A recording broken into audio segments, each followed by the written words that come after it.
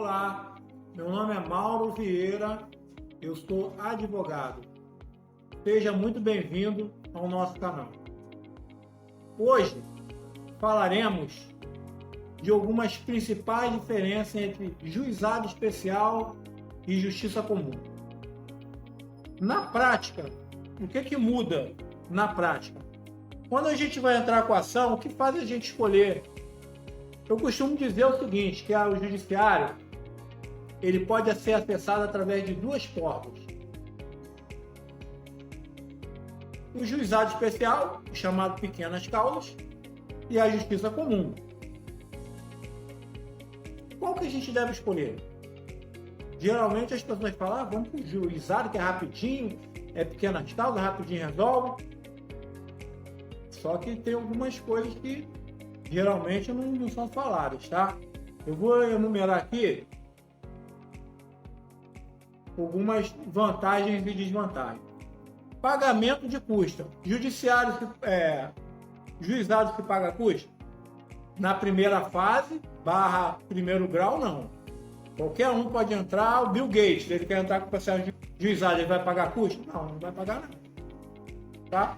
Se ele ficar insatisfeito e tiver que fazer uma apelação, que no juizado se chama de recurso nominado, que é a mesma coisa, aí ele vai ter que pagar a apelação, mas na primeira fase não. Então, o juizado ele é muito procurado por pessoas que não conseguem conhecer a gratuidade de justiça. Tá? Vou fazer um parênteses aqui e vou falar uma indignação. Eu acho que no Brasil a classe média ela é condenada por ser classe média. Se a classe média procura o judiciário, ela tem que pagar as custas. Então você paga por um processo que talvez você não ganhe, ou você ganhe e não receba. É normal aqui a gente ganha um processo depois de, às vezes anos aí discutindo uma ação, e lá no final a empresa faliu, a empresa ficou insolvente e tal, e aí, o que você desembolsou? Então eu acho erradíssimo. Eu acho que as custas judiciais elas deveriam ser recolhidas no final do processo e não no começo. E o critério para recolhimento de custas judiciais, ao meu ver, deveria mudar muito. Eu acho que os valores são absurdos, são caros demais, inviabiliza a entrada, a propositura de muitas demandas. Inviabiliza. Então, camarada que é classe média não vai conseguir conhecer o pedir gratuito, não vai conseguir ter a gratuidade dele concedida na justiça comum, ele vai para o juizado. Pelo menos no primeiro grau ali ele não vai pagar custa, vai que ele dá uma sorte, tá? Aí vamos lá, juizado, não pagou custa, entrou com o processo, beleza. Vamos supor, pediu uma liminar, uma tutela antecipada, uma medida de urgência. E o juiz disser não, é não. Não existe agravo no juizado. Não é não. Diferente da justiça comum. Se o julgador de primeiro grau disser não para sua liminar, você pode fazer um agravo de instrumento e levar esse pedido de liminar a um desembargador, que é um juiz mais experiente, muitas das vezes tem idade de ser pai daquele juiz de primeiro grau e, via de regra, analisará o seu pedido de liminar de uma forma mais técnica. Então vamos lá.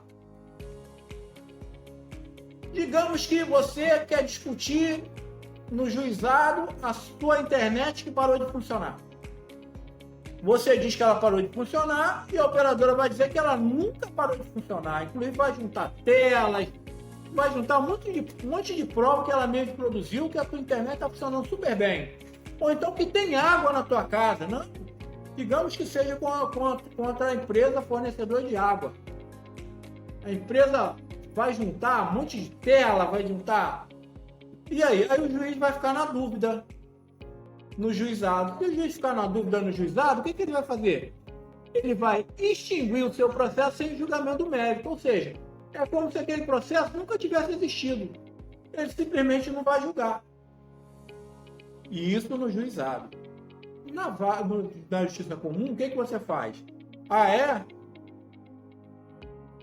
Quer dizer que eu recebo o serviço? Então vamos nomear um perito para dirimir esse conflito?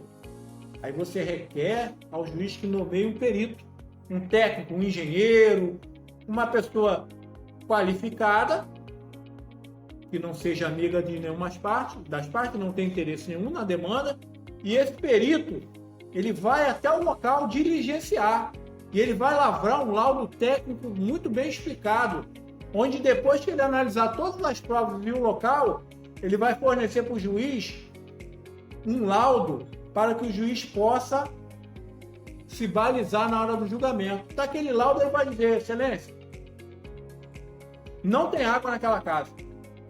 Excelência, o serviço de internet realmente não está sendo prestado, ou está sendo prestado, ou tem água, né? Então,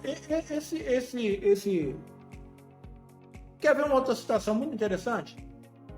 Vamos lá. Você recebe a cobrança de um empréstimo. Aí você nega que fez aquele empréstimo. Aí você vai para o juizado. Aí chega lá, faz um contratão lá, bonitão, com a assinatura, e você mesmo fica na dúvida se é sua ou não. O que vai acontecer no caso desse? Processo extinto. Acabou, perdeu tempo, o juiz vai julgar sem resolução do mérito. Se esse mesmo processo estivesse tramitando na justiça comum, o que o advogado vai pedir? Perícia grafotécnica. Ó, aquele contrato, isso aqui já aconteceu muito aqui conosco, muito. Esse contrato vai ser analisado por um perito, um profissional especializado em assinaturas. E depois dele analisar muito bem aquelas assinaturas, ele vai falar se saiu do punho do consumidor ou não. Mediante aquele laudo, o julgador vai julgar com segurança. Ele vai julgar com segurança. Tá ok? E ele vai dar uma sentença com resolução do mérito. Aí ele vai poder condenar ou não. Tá ok? Houve a sentença de primeiro grau no juizado. Você não ficou satisfeito? Tem que pagar as custas. Tá?